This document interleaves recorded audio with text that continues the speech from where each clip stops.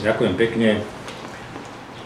Najprv informácia o tom, ako to vyzerá s peniazmi. K dnešnému dňu podpísalo zmluvy 70 zväzov z približne 80.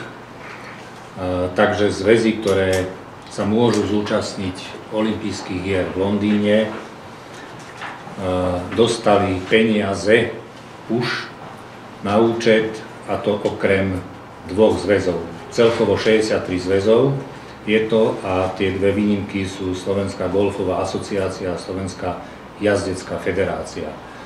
Prvýkrát v histórii dostali zväzy peniaze na 7 až 8 mesiacov dopredu, a to preto, aby sa mohli v pokoji pripravovať na vrchol sezóny. Chcel by som sa vyjadriť aj k tomu, čo dôležité sme presadzovali v ostatných týždňoch. Poprvé to boli nové zmluvy so zväzmi. Tie zmluvy umožňujú športovým zväzom väčšiu pružnosť v narábaní s finančnými prostriedkami, ale na druhej strane vyžadujú oveľa väčšiu transparentnosť pri narábaní s dotáciami. Takže občan si môže prvýkrát v histórii skontrolovať, ako zväzy narábali s peniazmi. Budú sa zverejňovať anotácie zmluv, objednávok, faktúr, pri ktorých bola použitá štátna dotácia. Ďalšou kľúčovou zmenou v politike financovania športu zo strany Ministerstva školstva je nový princíp financovania, je založený na vzorci a hlavnými odlišnosťami od toho systému, ktorý fungoval doteraz, je to, že je nastavený na potreby spoločnosti a výrazne viac zdrojov pôjde na šport detí a talentovanej mládeže. 6/7 peňazí sa rozdelí podľa vzorca, čiže oveľa viac než v minulosti. Ten vzorec zohľadňuje aj popularitu, aby sa nestávalo, že športovec, ktorý získa medailu v disciplíne, ktorú vôbec nikto nesleduje, tak získa dotáciu od štátu.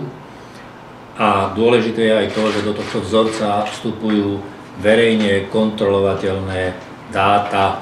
Napríklad vám môžem ukázať, že popularitu v zahraničí jednotlivých športov máme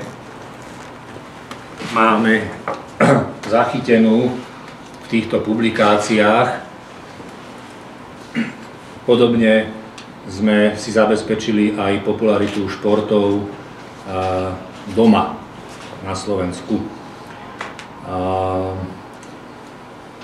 Sme si vedomi toho, že je to nový systém a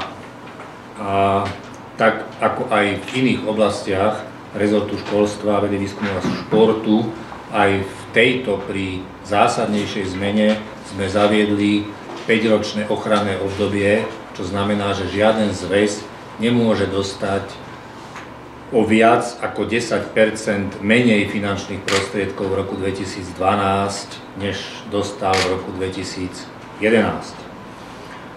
A ďalšou takou poistkou je, že žiaden zväz, aj keby mu podľa týchto kritérií vyšlo, že to tak má byť, nemôže dostať viac ako 10% schváleného rozpočtu na program rozvoja športu, čo je pre tento rok 3 milióny eur aj nejaké tisíce. Takže ďakujem za pozornosť.